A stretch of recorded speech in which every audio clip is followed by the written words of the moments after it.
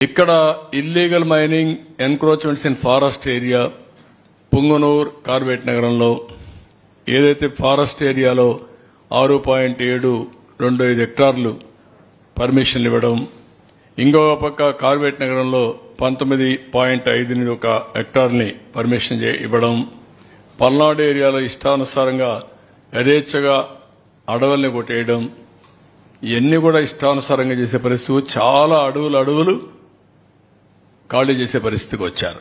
1-2 కాదు, చాలా ఉన్నాయి. రవ్వలకొండ ఉంది కర్నూలులో, బ్రహ్మంగారు కాలజ్ఞానం రాశాడు అక్కడ, దాన్ని కొట్టేశారు. అంటే ఏమి ఒక హిస్టారికల్ ప్లేసు, దీని జోలుకు పోకూడదని కూడా లేదు, దాన్ని కూడా కొట్టేసే పరిస్థితికి వచ్చారు. నెక్స్ట్, ఇక్కడ మ్యాంగ్రోవ్ ఫారెస్ట్ 58 ఎకరాలు 10-11 ఈ డివిజన్లో ఇష్టానుసారంగా చేశారు. తర్వాత కోర్టుకు పోయి మన వాళ్ళు ఇది చేసే పరిస్థితి. ఇంటి ఎన్జీటీ అయితే 5 కోట్లు ఫైన్ కూడా వేశారు. నెక్స్ట్, ఇది రిషికొండ. నెక్స్ట్, బంగ్లా లేదా? నెక్స్ట్, మరి చూడండి, ఎవడైనా చేస్తాడండి ఈ పని.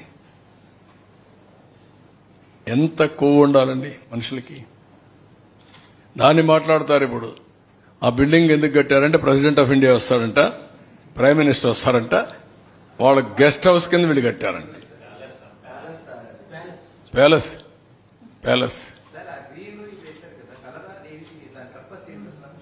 కవర్ చేశారు, కనపడకుండా షీట్ వేశారు. ఎరోజన్ కంట్రోల్ చేయడానికి షీట్ వేశారు.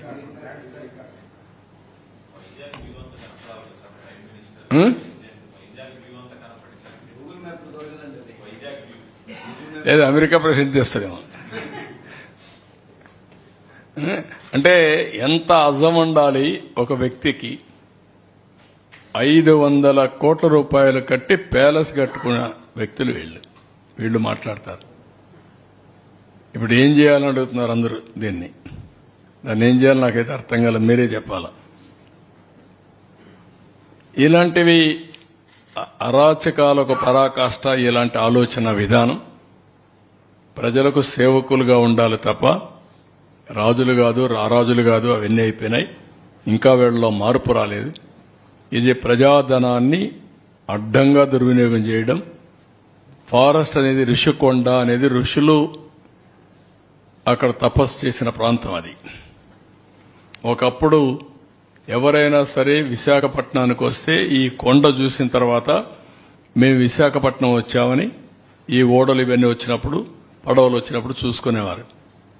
అలాంటి ఋషి కొండకు కూడా ఇది చేసే పరిస్థితి వచ్చారు. అక్కడ ఎర్రదెబ్బలు అవన్నీ అయిపోయినాయి, అవేం కనపడవు ఇప్పుడు. లేవు కదా, అన్ని పోయినాయి కదా, అయిపోయినాయి, మింగేశారు అవన్నీ. అది ఎంత బ్యూటిఫుల్ గా ఉందంటే, నేను టూరిజాన్ని ప్రమోట్ చేయడానికి దాన్ని అంతా రిజర్వ్ చేసి ఒక కొన్ని వందల సంవత్సరాల్లో అలాంటివన్నీ ఏర్పడతా ఉంటాయి. భూమిలో వచ్చే మార్పులు కానీ, ఆ పర్టికులర్ గా ఉండే దీంట్లో రియాక్షన్స్ కానీ దానివల్ల వస్తాయి. అవి కూడా పోయే పరిస్థితికి వచ్చాయి. So next,